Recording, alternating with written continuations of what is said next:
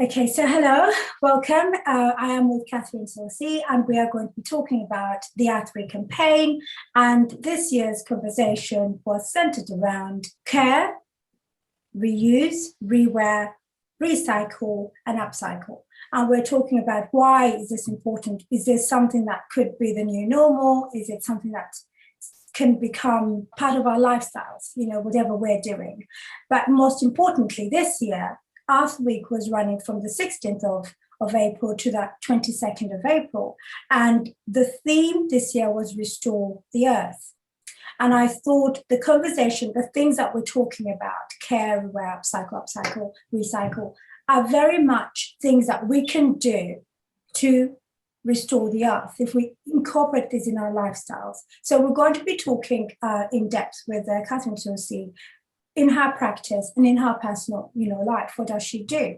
And also, just quickly introduce myself. I am José Hendo, an eco-sustainable designer artist, and I'm very passionate about all things sustainable, but most importantly, it all boils down to the environment. So everything I do in my work, in my home, are all things that I'm very much mindful of what I'm doing to the environment and how the things that we do have a far-reaching effect. So to change and make this a better planet for the people that are coming when we're gone. So I introduce Katherine Soucie. She'll introduce herself, and then we're very lucky to have her today.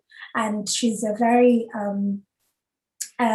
passionate person about materials, but also about the environment, just like myself. So it's really exciting to have this conversation with you, Katherine, and excited to share your thoughts with everyone. So Katherine? Yes, thank you. Thank you so much, Josie, for inviting me to continue this conversation. I have to say it was such a dynamic and holistic conversation, the panel discussion, a couple of weeks ago. And so it's really such a pleasure just to be able to have this level of intimacy and in that regard, because I think that's where we have the ability to understand the important relationships in relation to not just the important integral issues that we're going to be discussing today, but relationship building is key in building the necessary solutions and tools that we need around sustainability and practices as a whole. I'm Katherine Soucie. I am an artist, designer, and educator. Over the last 18 years, I've been specializing specifically in a textile recycling process, which works with mills, hosiery mills in Canada and the US, essentially buying up their pre-consumer waste and essentially developed a proprietary textile process as a result of trying to find a solution to use and reuse this material, both on a small scale, but also within a medium scale. I don't want to say large scale because I never did large scale production. Exactly. My intention. I was motivated to work with this particular material resource because there's an abundance of waste streams that are out there to use as a result of trying to find a way to create a new sort of trying to find a new way to allow for craft to collaborate with industry that allows for a cultural textile, a new sort of idea around what were cultural textiles, because in Canada, there isn't the history of textile production like there is even in the United States, let alone in Europe and in the rest of the world, because it's part of the new world. There are traditional practices when it comes to Indigenous practices, but that's, a whole other conversation. I'm very much aware of that.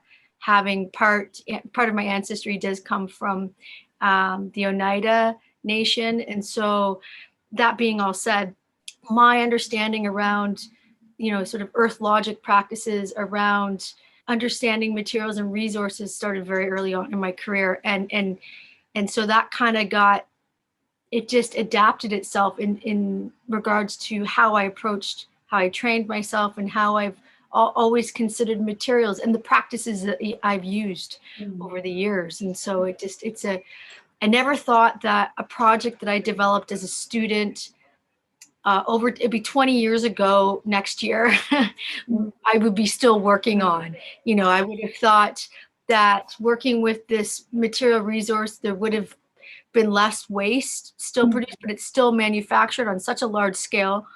I do have a partnership now that I've relocated to the UK to have access to waste, hosiery waste here, but there's still so much more work that needs to be done in the field. And so I'm very particular about what I will continue to do with this moving forward. That's really lovely, Catherine. And it's something that, you know, some of what you talk about, and I always say this, is that we share so much in terms of things that have happened, things that you do that naturally come to you. And our history, you have your native connections to that Canadian heritage. And I have mine in Uganda as well. And all these things drive us. I think there's something in there that comes through our work that regardless of where we are, you can't shake it. You know, you have to do this, right? So it's really exciting. There's I'm definitely here for a reason. Yeah, brilliant, fantastic. So we'll start by talking about the care factor. What do you think about the care thing? I mean, when we are looking at restoring the earth, now how does this connect with that? How does it connect, you know, to care for our clothes? How does this even become a factor into restore the earth? Well, I'm going to answer this in two parts as quickly as possible. And I think from a creative standpoint, as an artist and designer, the fact that I choose to consider my materials, I do care about where my materials come from, and as also all the different elements that I bring forth to transform these materials. There is a consideration at all different levels. And from a zero waste standpoint, to me, it's care is inherent in that process. And I think when you impart as a designer care into the materials as well as into the outcomes that you produce, it's that kind of energy resonates, and it acts as a tool, you know, to not only just educate your consumers or educate others about, you know, the forms of care that can be imparted in the making process. Then when that value system has been imparted and integrated throughout that process, that person, when they go to wear that, they basically take on that responsibility to continue to care for that textile and that garment because they understand everything that went into it. So I think care is a significant, I think it does need to become part of the creative responsibility and role in order for that to get fed into the consciousness of the consumer and into the wider you know, sort of world.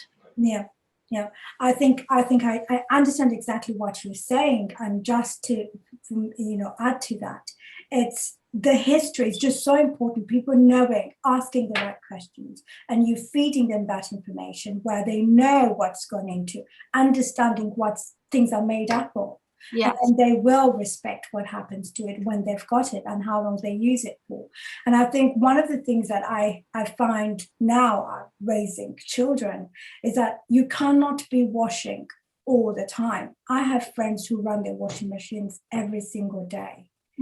What are you washing? It's too much. You can't constantly be, you know, you can't wear something once and wash it. You know, there are things that obviously if you're digging outside and it gets really messy, yes, you have to wash that.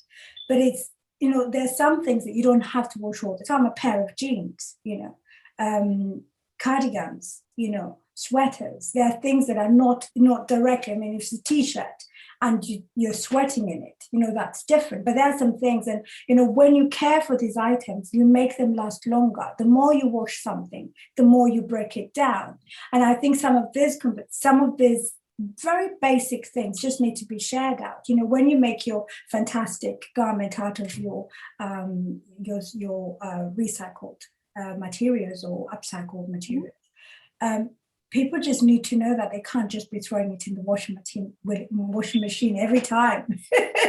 Agreed. And I think part of my material development, when I was developing this process as a textile student, I really did take that into consideration because I wanted a material that you didn't have to consider laundering after every time you used it. Yeah. But I also implemented elements that made the material more abrasion resistant, so it didn't pill and run, and all of these other that were completely zero waste. And you do have to think about all the impact of everything that you implement. And then that also, when that gets communicated, it's amazing how that empowers their ability to continue that care. I guess that's what I was trying to say earlier. And through that, giving them a chance to be participants in that. Yeah, absolutely. Yeah, that is so true. I think that is really powerful. Information is a weapon. When you have that information, it is so vital because it helps making an informed decision, and a good one at that. So that's really the key. Brilliant. So we go on to the next thing, which is rewear. So tell me about your thoughts about rewearing to save and restore the earth. Yeah, well, here, when it comes to rewearing, I think something, and you will probably relate to this, is that without going too far back in my history, I've always considered, upcycling, as we discussed in the panel discussion, didn't exist at the time when I was, exploring, working with secondhand clothing and post-consumer waste, but in my early days. But when it comes to this material process, materials that you see dyed behind me here, which has been my muse, my material muse for the last, almost 20 years.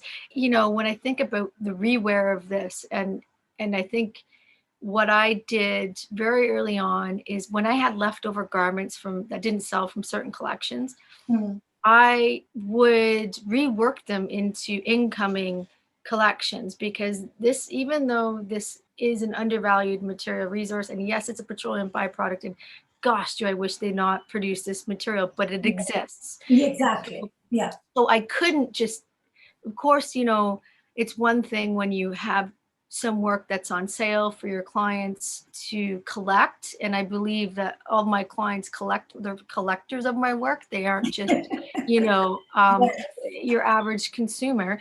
But what I'm trying to say is that if I didn't purposely incorporate, a sort of rewear philosophy or reworking philosophy of some of the existing garments that didn't sell, it didn't mean that they weren't of any good or they weren't, there was anything wrong with them. It's just they were ready to transform into something else. And as a result of that, it actually allowed for me to develop that expand upon that relationship with the material process and with clients who had work that they bought 10 years before. They could bring that back, and if their bodies had changed, whatever the situation was, we could rework that into a new piece for them or accessory. I got into doing interior pieces and handbags and things that just allow for the material to be constantly used and reused. And it also gave me a chance to observe how well the material was preserved in other people's hands and with their care. So I think when it comes to rewear, it's just being able to kind of see where other solutions still need to be developed when it comes to the life cycle of what we create, right? So that, to me, that's how I've incorporated rewear, into my process. I really love that, Katherine. And what I pick up on there is the fact that you've very cleverly used the word rewear with reuse, because that's where it sits. Rewearing means reusing things time and time again. So that's making those connections so people realize that when we say reduce, reuse, and recycle, that's what we're talking about. When you're rewearing, you're reusing things. When you rework something, you're reusing it in another way to make it last longer. And I love the colors. Loving the colors right there behind you. And I can't imagine. Can't wait to see what you're going to be producing out of that. Quite exciting stories are going to be coming out of that. And I think that's something that we feel as for me in my practice.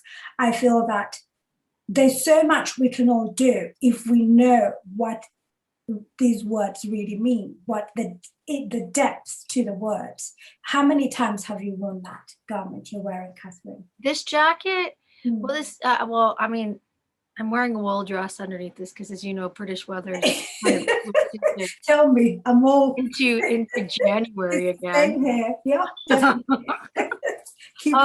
Well, this actual jacket, this series was inspired by the textile artist and designer Sonia Delaunay, who did these car coats at the turn of the last century, and I always loved her aesthetic. And so, anyways, this particular jacket, is my studio jacket, but I actually have two of them.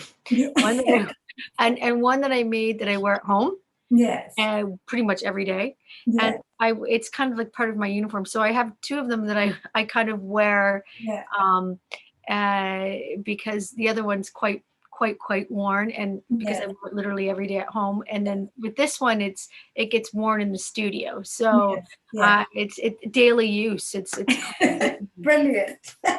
Brilliant. And I think the care is in what you said before, is the fact that you've designed them so that you don't have to wash them all the time. But when you do wash them, they will not fall apart, and they will still be, usable again. The reason why I have two is because, they're coats that I produce in a limited series. Because they combined, embroidery and in this case, it's lined with a thin hemp material, which keeps it lightweight. But the important thing is I want to see how it wears over time, because when you start incorporating it with other materials, you want to see the relationship and how they work together. So if I were to continue doing this, I personally can speak to how something, absolutely, so I'm constantly doing ongoing material research and development. You have to test it out. Absolutely.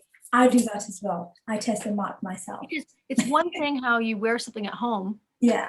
And how when you work in the studio. Absolutely. That's right. That is right. Yeah. That's a very good point right there. Brilliant. That's perfect. Okay. So now we go on to the next one, which is repair. Oh my goodness. Where does repair sit with you in terms of restoring? Well, I think, I think repair is one of the first things around sewing that I kind of learned, when you think of, when I had to learn to alter and adapt, seconds and manufacturing ends in the late 80s, when I would go secondhand shopping in Montreal, I just kind of that problem solving just kind of filters in with how you design in the future to prevent. But when it comes to, the actual performance of repair, we'll say, when I was doing my master's degree about 10 years ago, that was a significant part of my research, because I was trying to find, we talked about the reworking and the creative use and reuse of this material so far, what I've done. But when it comes to repair, it gave me a chance also to have clients come into the studio, and if something happened to their garment, and I get crazy stories of, some people putting an actual physical iron, and as you know, with this, you can't do that. Somehow they just wanted to iron something, and so I'd have to physically repair something. But with my material process, you can't get exactly the same. So it was also, it taught me how to adapt the design, and also for clients, perception of how to incorporate design change as a result of their interruption to the garment and freeing them up. So it gave them, and it also told their story and their relationship to their clothing. Just because it got a big hole in it as a result of rubbing up against concrete, don't ask. But I had these amazing stories from clients of why something needs to be repaired. But what it did to me, it allowed for me to develop a way to repair this that gave it an integrity, but also continued to tell the story of the material and of the wearer. And at the same time, it also made me reflect upon how craft and craft applications, and with the tools I was working with, there's different forms of repair that actually happens in the creative process. And it made me really recognize where other areas needed repairing, you know, from a, you know, physical, but also philosophical standpoint. So it's something that it goes hand in hand with care. Yeah, I totally get what you're saying there, because I think what I love, you beautifully put it there, is the fact that you see how their interaction with the garment, how they have, you know, lived in it, and then come back to you and say, look, I think I need my, you know, this need help. Matching. Yes. And they come and you invite them to come back to you. I think that's people need to know this, you know, knowing that the conversation doesn't end when they purchase the garment from us, that they can come back to us and we can repair and restore this garment so they can wear it again. And there's no shame in this, you know, there's no shame in, exactly. in, you know, an armhole coming undone or a seam coming apart. They're made by human hands, and you know, whatever thread you're using, I mean, cotton, if you're using entirely cotton thread, it's not going to last the same way a polyester thread will. Yes. So there are things that, you know, I battle with sometimes. Because I'm working with an organic garment, do I only use organic cotton? Because then the cotton thread will wear out eventually. So what happens? So I battle sometimes, and I think I have to use a thread that will keep it together for a long time. So then you have to use a polyester cotton thread. So there's some things there that we just have to kind of work our way around. You've put it perfectly. When the garment is lived in, things are going to happen. And so coming back, go ahead. Well, that's it. No, I think the thing is like, I appreciate that you address that, you know, there is no shame in repairing something. And there's also, you know, it's one thing when, you know, there's the shame that comes in when our bodies change. Yes. It's kind of like, oh, I can't do this anymore, but I want to wear it. And I mean, it's the vulnerability that, you know, clients expose their vulnerabilities, I guess. And the thing too is that another area that there's often a lot of shame is around if they get stains on something, if it's an embarrassing stain and they want, you know, so finding ways of being able to employ acts of repair and the performance of it so that it gives them a deeper connection with that textile and that garment. Yeah, absolutely. I think that is so true what you just said there. The fact that they don't feel that they cannot come back to you and say, look, you know, this has happened, and owning that, you know, that vulnerability is not something that you're going to say, oh dear, you know, I don't want to touch this. You're saying, no, we're open to this. You know, that's so empowering. And I think one of the things that somebody did, and I can share this with you, after they came to the, you know, the R3 talk on the 16th, and while we were having this conversation, they had a garment that the hem had come undone, and for months they were thinking, I think I'll just get rid of it. So when we talked about repairing, she literally, while we were there, picked up a needle and thread and repaired her hem. And she felt so good. Cool. She felt so good. And this is the key to this is there's some repairs you cannot do at home, but there's some that you can do at home. And so we invite them back to the studio. If they need to come back to us, like you invite them back to your studio, say, come back, and if it's something that needs specialist machines, we'll do it for you. But if you have a needle and thread at home and you can replace the button, it's so powerful. It's liberating. She felt so good. And this is encouraging people to have just that needle and thread at home handy. You don't know when you're going to need it. I'm sure you have loads in your house, you know. Yeah, I do. I mean, I don't have as much as I used to because I moved studios, obviously, from Vancouver to London. But at the same time, it's you know, I appreciate you acknowledging too, like it is such a powerful act and a tool to be able to sew it. I think where people get caught up is this fear of, oh, it's not going to look as good as maybe someone who's just skilled. And I think, but we all started somewhere. And I think that's the other thing people need. We all started somewhere. We didn't just, you know, it's definitely a skill set that requires practice, but you know, you will get better at it the more you do it. And And if you're doing it on a garment that you're wearing at home, the more you do these little things, the more brilliant you get at doing it. Completely. So then you can do it more and more and more. So I think it's just the thought that I can do this. Yeah. And just that first time you do it and you know that it's done and no one's going to be saying, it's owning that, taking back control. Because it's almost like we've lost control. The button's gone, I have to throw this away. Who's in control here? So it's taking back that control that you have. You're not ashamed to repair something. And if you going to wear it again and tell somebody, actually, I replaced my button. I put different color buttons now because I can do it. It's so powerful. It is so powerful. So yeah, so kudos. That's brilliant. Now we're going to talk about the next thing, which is we've done the repair. So now we're going to talk about the recycling. What are your thoughts on recycling? Well, I think it's one of those terms that it's a big word, and many people kind of think, my gosh, I think about plastic. Here's the thing, like when it comes to recycling, yeah, it's the term just like sustainability that unfortunately people get tripped up on. It can be confusing and a bit misleading. Yeah. So I think there does need to be more clarity around that's true. Recycling really is. Yeah.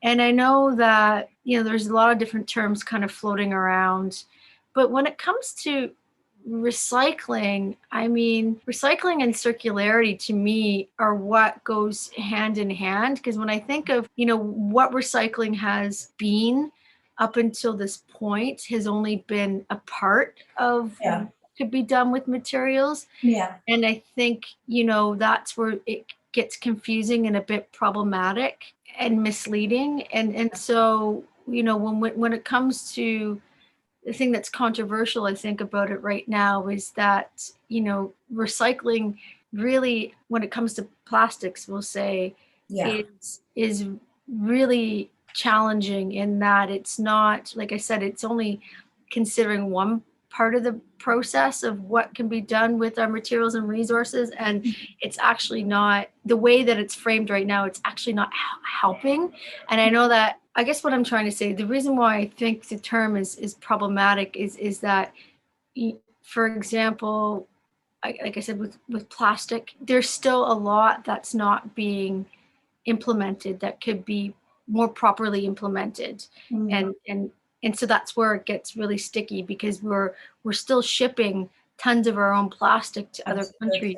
Yeah. It's not like we're actually dealing with so recycling needs to have a more circular approach to it, embedded into it. To me, when I think of historically recycling, it was the use and reuse of a material until it was no longer usable. Absolutely. Now we use that in relation to circularity.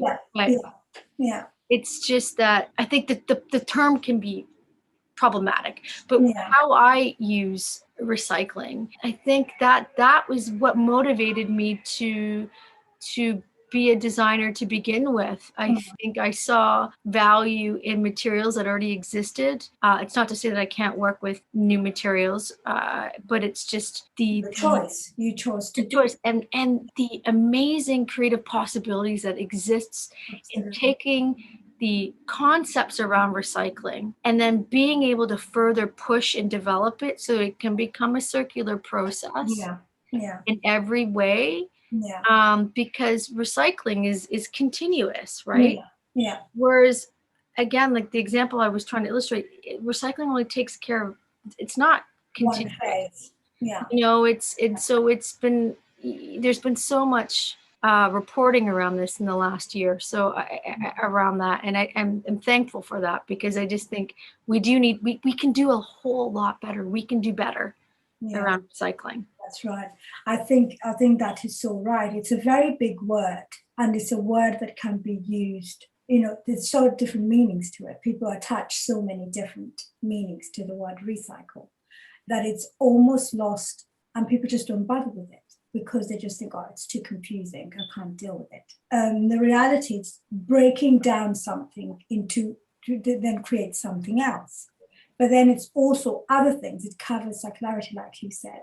But I find that one of the things that people think is that when they throw something away, when they put something in recycling, they think they've thrown it away. But there's no away.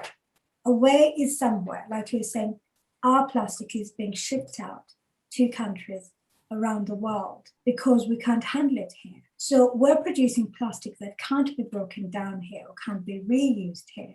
So to get rid of it, we're having to ship it out. So the energy that's being used to move it. Well, there's that, but just in a lot of these countries that are accepting it, this is it. You have to burn it or incinerate it because they don't have, and it's polluting the waters and it's making people sick. And it's like, so the business, I want to say the business of recycling that has been, the approach to it has been based on a very linear business model and strategy.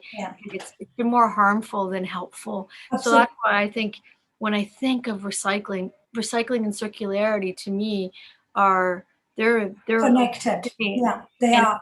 They're very connected. Yeah, they are very connected. And that's when circularity for me is underpinned by the reduce, reuse, recycle. Those three words underpin circularity. And so when you think about the plastic ending up in places around the world and it's being put in landfill or being used for banned, and that the air is kind of affected and people's lives, and it's causing diseases that would never know, that would never be happening.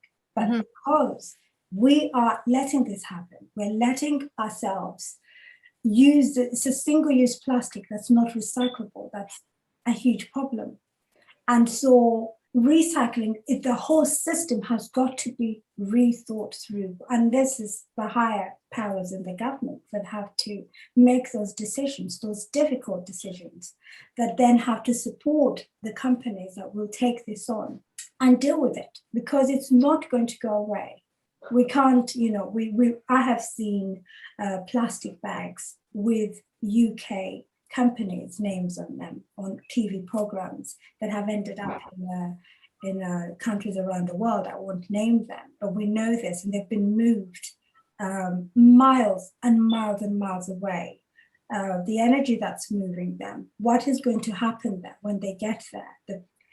The livelihoods of this. And there's a place in Kenya that I saw, and it was like a dumping ground, and it had plastic, it had clothing, and it's, this is where people go to when they're desperate for artists who work with using recycled materials for their art. They're using it as a resource for their art, but it really should not be there. It shouldn't be there.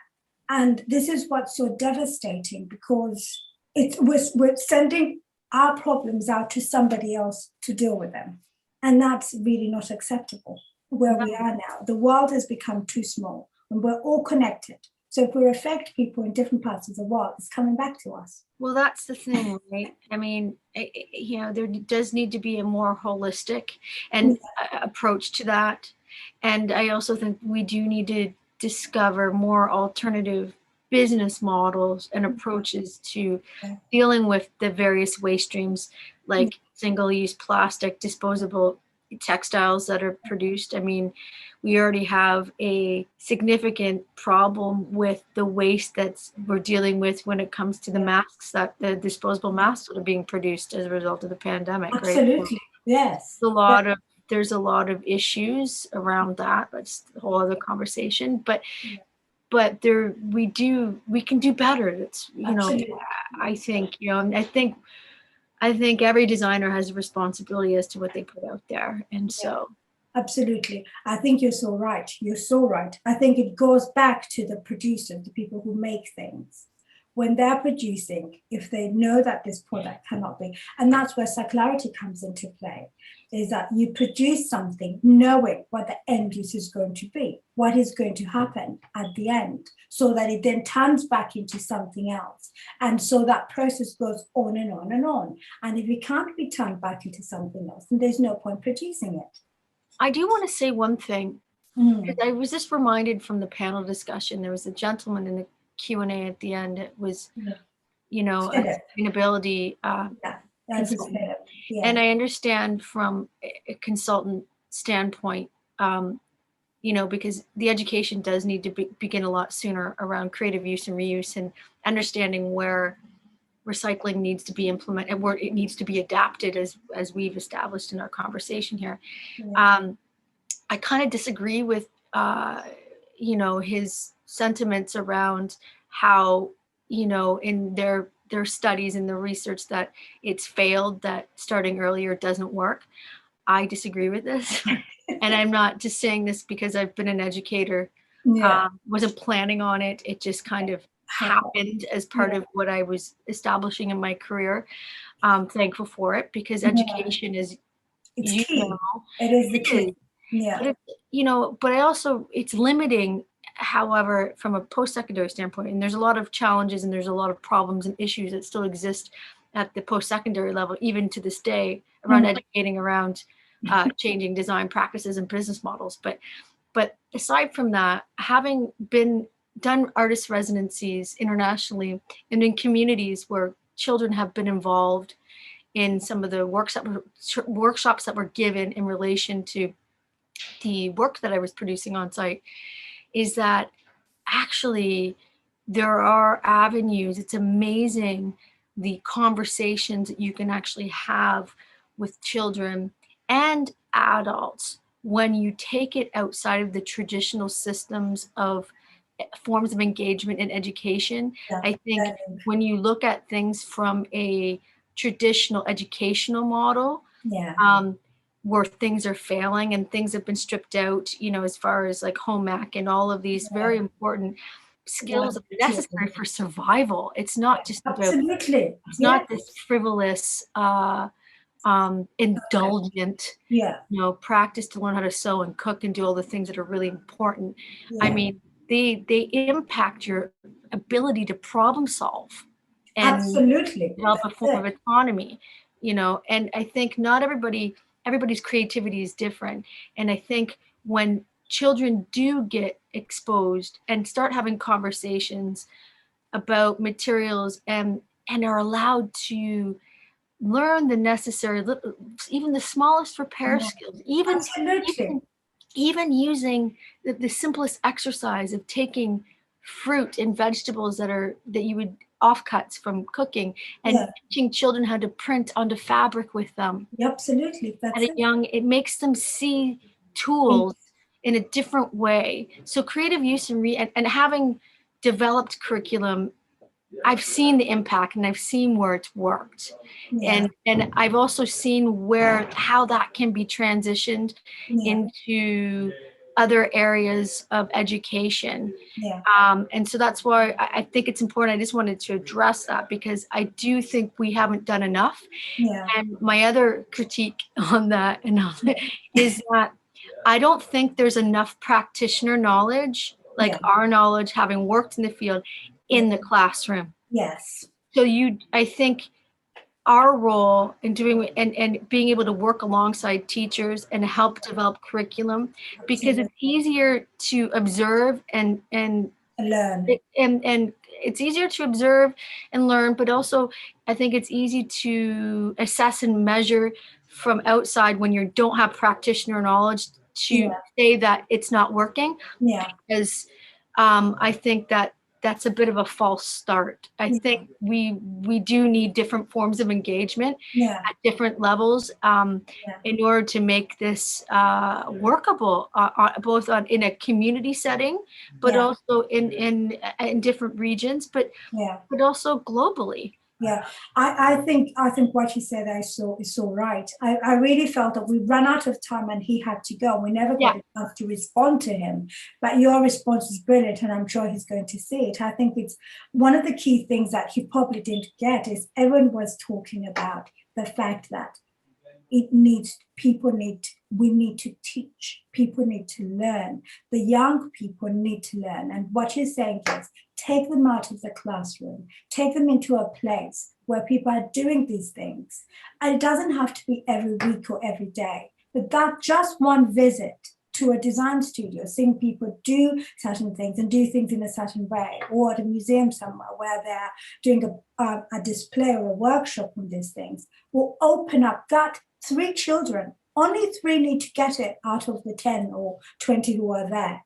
And it just, that will just spread out there, because that's all it needs. It doesn't have to be every hour, every single day in a classroom, because people think, oh, it's boring, but you just need to create that spark that will then ignite. Well, it's about planting the necessary seeds. And I think we are both seed planters when it comes to the work that we do. Yeah. So I think you hit the nail on the head. I think the seeds need to be planted in a way that you just described. And there does need to be more different forms of experiential learning that gives children at an early age to choose to participate.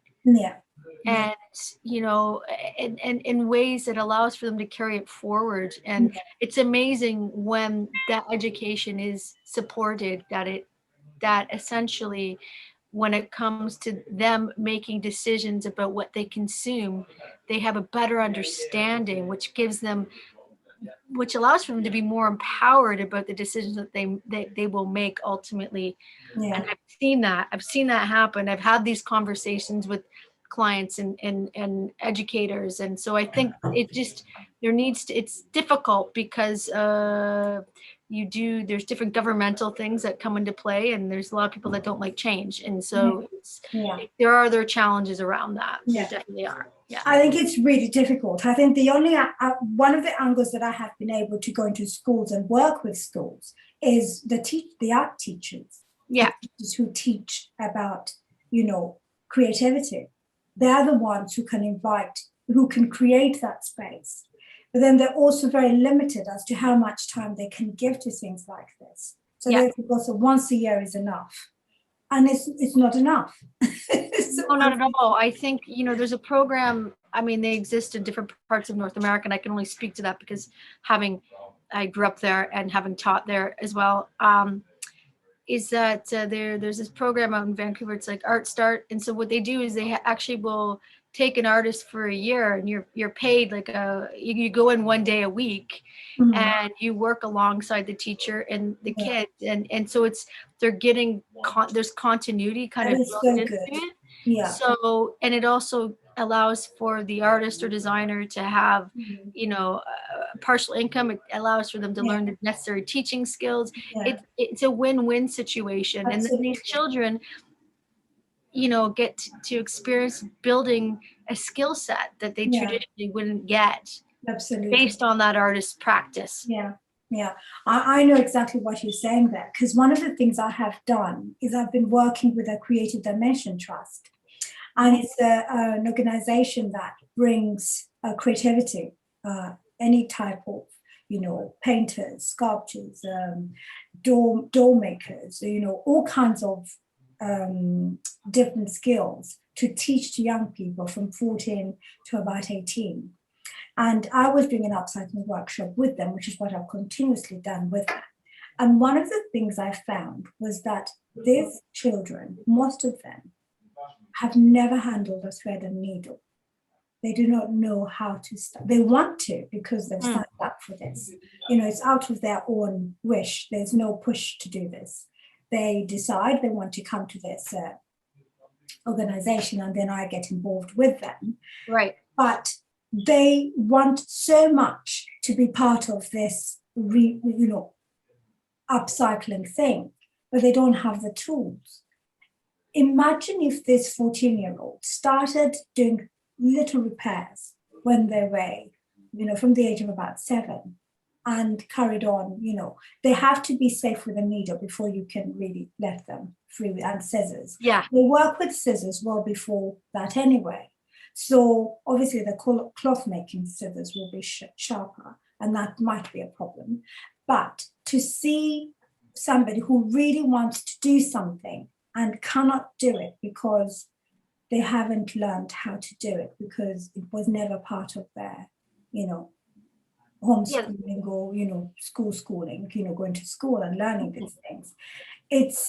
And to see how they feel when they have done something with, the basic things that they, needle, thread, and scissors.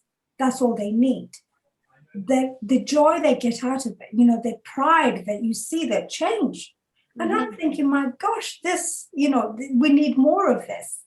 And this is what needs to happen. Going back to the schools, just 30 minutes a week is all they need to learn how to pick up that needle and thread. And then the next time they need to replace a button on their school shirt, it won't be a big problem. And that's what it is, just empowering them and letting them learn bit by bit. So by the time they get to, and it helps them, you were saying this, learn how to problem solve. So I don't have to throw this shirt away. I can fix it.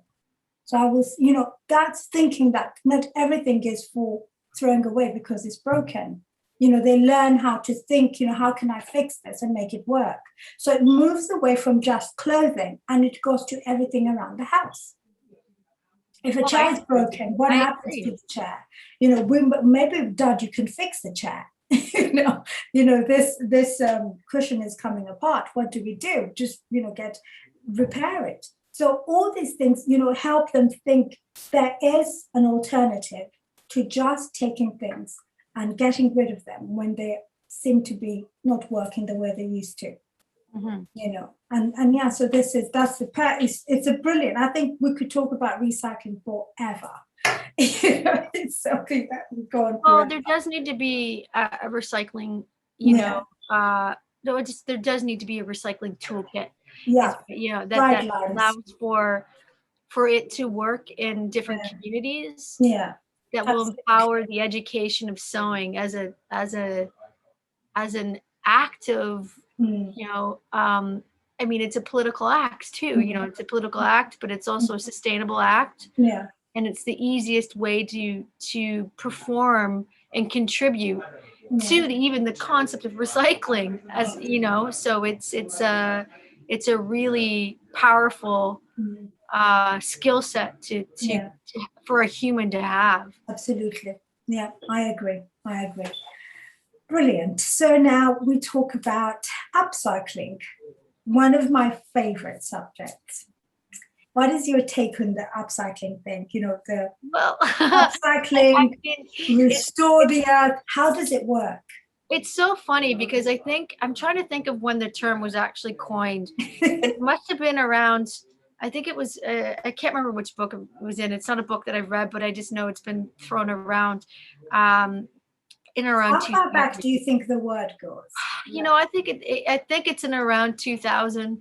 It's not something that because most of the time, recycling was used, and there's been this other, and as we understand what the different terminologies are used nowadays when it comes to the different forms of acts of repair that are used towards our textiles and clothing. I think when it comes to upcycling, you're changing the raison d'etre, the reason for being. You're taking that actual material from its existing purpose, form and shape, and you are transforming it into its new reason for being. Yes. And that has been my philosophy. I mean, throughout my entire understanding, even before I could articulate or even called myself an artist, I was transforming how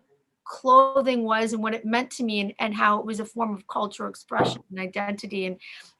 And so upcycling, even though it's become a trendy term, it is the most creative and the most imaginative space that any designer can be in. I think you are given this challenge of a material and its limitations in form or material, whatever the limitations are, and you are constantly being challenged as to what this can become. And there's so many creative possibilities within that, and there's so many failures that happen in that process, but that's necessary learning. And that's the thing that I think most people get turned off by, or again, there's a lot of fear around transforming an existing garment because you don't want to mess it up. And Yeah. I understand that, but when you break free and have no fear of the cut, it's to me, it changes the chi or the energy of Absolutely. that. It releases it from its past and allows for it to become something that it's essentially meant to be for that time and place. And again, it imparts that care that we were talking about when so upcycling to me is a very holistic approach to dealing with textile waste. It is also a process that our ancestors, regardless of where we come from, they've been performing since the beginning of time when it comes to the use and reuse of materials. And I think it's a very important, I think if anything, there should be programs that are just focused on the necessary improvisational design skills that are required to deal with working with the creative practice of upcycling, because it requires a different way of designing and thinking that's outside of the linear system. It's not to say that you still need to learn some of the traditional skills, but as we've talked about, you learn the rules to break the rules. And in this case, you kind of have to learn to reverse engineer some of the traditional. And it's amazing how that does influence other aspects of your life when it comes to considering, again, repair, recycling, whatever it is, but it just in how you problem solve. Absolutely. Upcycling, I think, is undervalued just as much as the act of working with undervalued materials, because there's so much labor that's involved in the upcycling process that gets, and labor's, obviously at the bottom of the totem pole, we'll say. Absolutely. I think I am with you on this 100%, because for me, the most liberating I have felt being creative is when I upcycle, because it just demands you to think, it's already here. What else can I do with this? What can I add to it? How can I repurpose this? What can I do? And that requires you to kind of draw from all your experience, as a creative person, bring that into this one thing, and then see where do you take it. There's no point upcycling if you're not going to add value to it. No, there's that, but I for me, it is also, I want to say it's almost a spiritual practice in a way, because, and I say this and very seriously, because I think, there's energy in everything, and just because the material is inanimate, it doesn't mean it doesn't deserve the same kind of care and respect that's involved. And when it comes to the in understanding what that material is communicating with you, so it also guides you what it needs to be transformed. Like with there is I found you listen, you see, and you feel in a way that you become the translator of that material.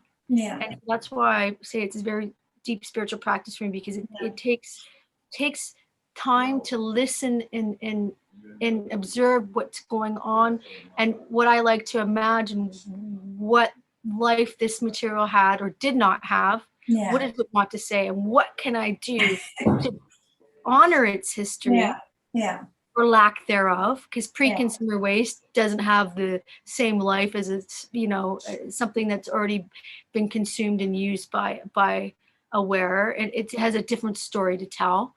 And so I think there's something about the active transformation and being able to release something's history in order for it to have, again, this new reason for being, this raison d'être that puts it into the world and allows for it to be valued and experienced in a way that it didn't have previously. I guess what I was just trying to summarize there is that when it comes to when it comes to upcycling, it's very much it's a transformative process, not just physically, but spiritually. And I do view it as a spiritual practice because it's through that process of learning you develop this intimacy when you are working with this material and it telling you what it needs to become, and how you interpret that through your creative imagination. Like there is this amazing sort of unspoken sort of language that develops in that process, and it's not something that's meant to be articulated, so it's hard for me to kind of put it into one succinct thing. But I do recognize that when you are someone that has the ability to act as a translator, act as an interpreter of this material through this using this process, you give it the gift to transform, not just physically, but I also think spiritually, because everything has its raison d'etre, and it frees up the history and the former life this material had, and it gives us new life in a way that it can be appreciated and honored and valued in a different way that it didn't have before. I think that is so perfectly put, and I have experienced this myself, and I know that when I'm going to upcycle something, I never go straight in. I let it sit there for a while. I'll put it on the dummy in the studio, lay it on a table somewhere. So I'm constantly aware that I have to do something with it, but I will spend months, it could be a day. Sometimes it's very quick, but sometimes it can take months for me to kind of decide, what do I do with it? But the moment it happens, it's, everything is already set. So that's what you're talking about. There's that you're having a conversation with it without it knowing that it's a silent thing that's going on. What are we going to do? You're having this kind of, you're in a relationship as to what am I going to do with you? And it's like a challenge. I'm here. Let's see what you'll do with me. And then in the end, you're on it. And one of the things I tell the students is, for the first time, if they want to do something, get a t-shirt, just to free yourself. Get a t-shirt you don't really care too much about. Get your scissors, chop the arms, chop the sleeves off. Yes. Or cut it into a half. And then that liberating spirit, that the way you feel when you've kind of taken control, and you've done that, you're not going to be too scared the next time you approach something else that needs doing. But then you have to learn to control the fact that you just don't go in there. It says all guns blazing, scissors flying, and cutting through things without thinking about, what do I really want out of this? So this is what I tell them. While it's liberating to kind of do it, you need to work your way towards that moment when you actually do get the scissors in there. And the denim jeans are the best thing to upcycle for anyone who hasn't done much. Yes. Because, you have so many, and a t-shirt is the easiest thing to work with. I agree. And then once when you've practiced on these two items, the t-shirt and a pair of denim jeans, then you can actually go out there and take on a jacket or a coat, because then you will have the confidence to actually go in there and do something right with it. So I think upcycling is definitely, I think for me, it's something that I think is here to stay, and rightfully so, because we have so many garments in the world at the moment that you cannot just throw away. There's no way. Landfill is not going to cut it, so they have to be reused and repurposed. So upcycling is one of the best ways to repurpose and give them another, lease of life to keep them going. Agreed. And, they're always confused. Those two words are always kind of linked up, recycle and upcycling, but they are different. They are very different, yes. And I think you've made that very clear. So I'm just going to say now that for me, the phrase that always rings very, all the time in my head is, the history of a garment is just as important as its future. And everything you've talked about now that we've shared confirms all these things, knowing, the history, what's happened to it, where is it going to, what then you do with it is affected by that past. The past always is part of where we're going to. And so we have to be mindful of, it's not just garments, it's everything. The history of anything is, we need to know what was in there, why was it made, what can we then do with it, and how do we get rid of it if we have to. But the idea is never to get rid of things. But we can't all have our houses full of old things. So there must be a way to and upcycling is a way of repurposing things and keep using them in the house rather than buying new. So that's another thing. I wonder what word you think out of the reduce, reuse, and recycle. Which word do you think is the most powerful? Well, to me, I mean, all of them are very important ingredients to make the whole, right? So, I find it, I think they all are very important. I think for me to, I think if I were to say what resonates for me right now, if I were to have to choose one, it's just, to me, I think of just having those components and rearranging them at different times, and one's going to have more presence over the other. But I think right now it's the big one, and it's been a big part of my thinking the last year is reduce. Because I mean, I haven't, since I've moved my studio, relocated from Vancouver to London pre the pandemic, I was already feeling like I needed to break from producing collections because it wasn't necessary.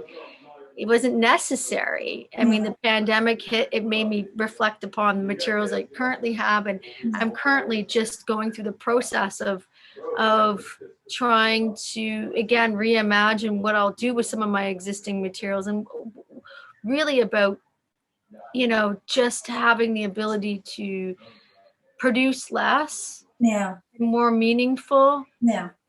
But it's also taking responsibility as to how much I want to put out there. I agree with you. I think the word reduce kind of like, for me, when I started down this journey of eco-sustainability, the word reduce was always, it's just everything you think about, recycle, reducing something. It's kind of like, it's the word that that most people don't even give much attention to.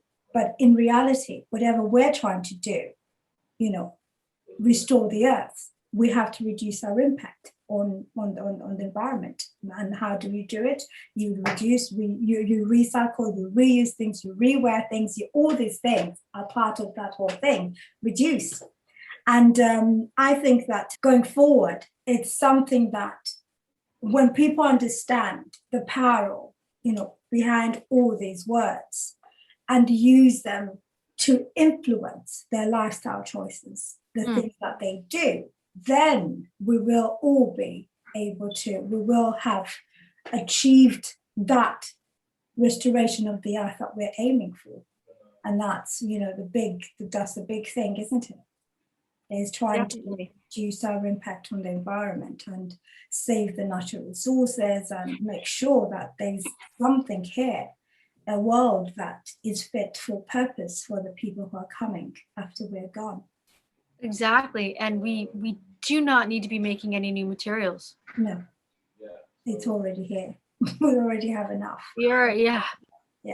There's plenty here.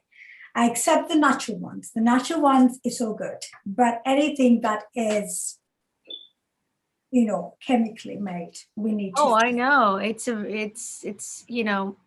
but we still, at the same time, like, there's still so much of it that it needs to be still considered as a material resource and still used and reused until it's just, it exists. I wish it didn't.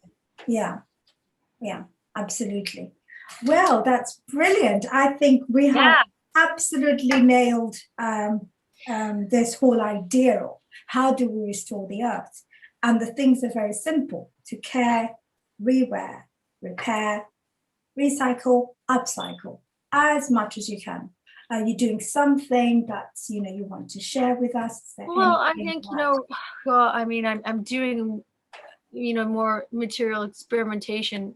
So I will have new work coming out in the next year, working with my existing materials. I'm not using, anything that's not already in my studio that currently exists. So I'm looking forward to sharing that. I'm working with a rug making process that's in conversation with this, using other waste materials and in conversation with the waste hosiery that I work with. But I think, one thing I just, aside from what I am doing with my podcast, education is really important to me. So I'm trying to find new ways to engage and work with the public to further empower the knowledge and better the relationships around materials and textiles in our environment.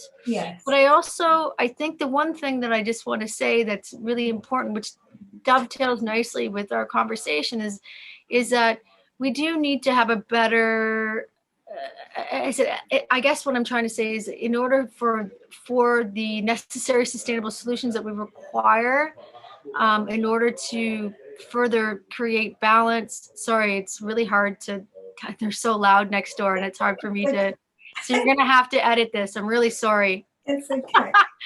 But what I'm trying to say is we definitely need to have more an earth logic approach to materials and design, thinking about our environment more holistically, as opposed, and that's why developing and supporting alternative business models and different forms of creativity that allows for participation and allows for different forms of engagement around our materials and processes, like the repair kits that we discussed earlier, different ways that, because there needs to be different entry points, and there definitely needs to be more, different cultural approaches around materials. I'm really tired of this one size fits all linear approach to quote unquote sustainability. Enough of that. I'm tired of people greenwashing. Yes. It's the worst. It's been the worst in the last year than I've ever seen in my 20-year career. And suddenly every designer, every person is talking about always sustainability. Businesses where you don't even see how sustainability applies to them, they're talking about, it's just the word, just as long as the word is there, that's, permission that, they're doing it. It doesn't carry the weight like it used to. It's been devalued. That's the word. Completely. It has been devalued. So I just think, we as people need to have more conversations like this. I take my role very seriously, but I also want to continue to be playful and to allow for my work to be a tool for education, but also serve the beauty that we deserve to experience in this world, because clothing can be a beautiful experience. It doesn't have to be negative. We do require it to protect our bodies, and we do need it as a form of cultural expression. Absolutely. And the absurdity and the overuse of it is something that we all need to participate in order to correct it. Brilliant. Thank you, Katherine. I think that's amazing. Really appreciate your time, and really love your podcast on material revolution. That's an amazing concept you have there, and I'm so excited to see where and learn more. There's so much learning to be done. More episodes coming. Brilliant. It's brilliant. It's really good. Maybe you quickly tell us about your that podcast you're doing. Yeah, well, actually, it was initiated during the pandemic. I never thought in a million years I'd have a podcast, but it really is a culmination of my years as an educator. And also my years because of my background in design and textiles and also visual art. I have met so many different people internationally, and I really wanted to bring together different conversations around textiles because it is an interdisciplinary field. Yeah. There's a lot of misconception around fibers, materials, and processes that the average person does not have access to. Yes. And it's even astounding, even at the post-secondary level, where there are significant knowledge gaps. But the biggest knowledge gaps are in the industry. There's a lot of people that don't understand what goes on, and they could be working for a big corporate company and they still have no concept of what to do with materials or how to design with them properly. So the idea was, I believe in the powerful role that textile serves in our everyday life, and it's a very important and valuable field that exists outside of the world of fashion. You know, fashion's just one outlet for it. So I wanted to have conversations with different artists, designers, creative thinkers, scientists, educators, people's intimate experiences with material, in working with different materials and processes and concepts, and so that we can look at different approaches to not just, you know, how people have developed their expertise in working with their knowledge of that fiber or resource, but at the same time develop a material community that expresses, again, and supports this interdisciplinary understanding, and so that there are different entry points in building a material relationship and knowledge that can be healthy and helpful, inspiring, and people who are doing really meaningful work. And so I really just wanted to kind of create this space and hold space around the important relationships and our different roles. You know, again, it can't be just like a one size fits all approach to working with materials. And so there's just different things that I think everybody brings to the conversation. And so that's really what the podcast is about.